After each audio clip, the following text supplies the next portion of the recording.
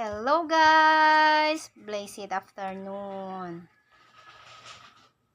Mahilig ka ba kumain ng prutas? Organic ka mo? So, kain tayo. Tikman natin guys kung malutong. Ang prutas guys, maganda sa ating katawan. Lalo pa tong mansanas. So, habang may prutas, kain ka ng kain. Habang may gulay, kain ka ng kain. Para maging healthy living lifestyle. So, sa ating Me Entrepreneurs vlog for today, it's all about prutas na mansanas. Sa mahilig dyan ng prutas na mansanas, patuloy lang kain ng kain basta may mansanas kang naka-stack dyan. Maganda to sa ating katawan. Tikman natin guys kung malutong ba.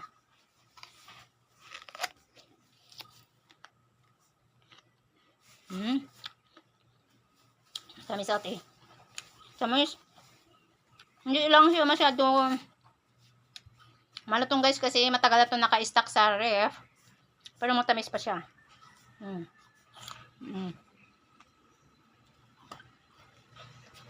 Kung ayaw mo naman ng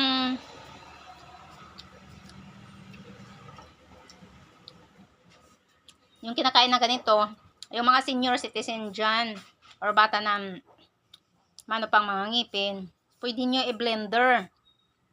Gawan nyo yung para ng mga old days, i-blender nyo, lagyan ng fresh milk para makainom sila, ma-absorb sa kanilang katawan.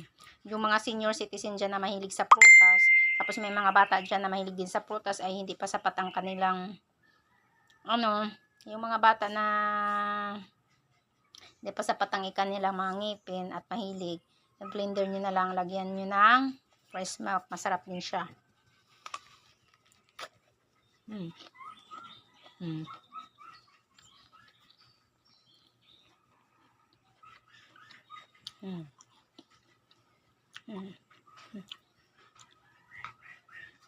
So, thank you for watching guys and supporting sa ating May Entrepreneurs page at saka sa ating May Koino profile account. Thank you so much at mostly sa ating mga nag-subscribe sa ating YouTube channel sa May Koino, no?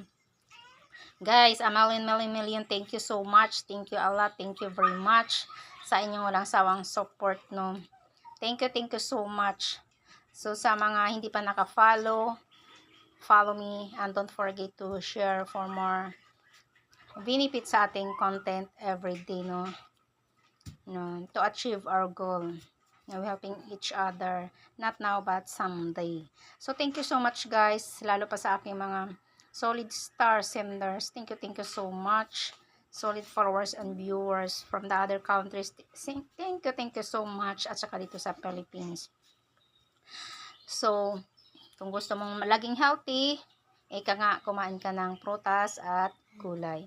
So, mula sa lalawigan ng Quezon Province, ang inyong lingkod, Me Entrepreneurs, nagsasabi sa kasabihang, kung ikaw ay gustong umabang buhay, kumain ng gulay at prutas.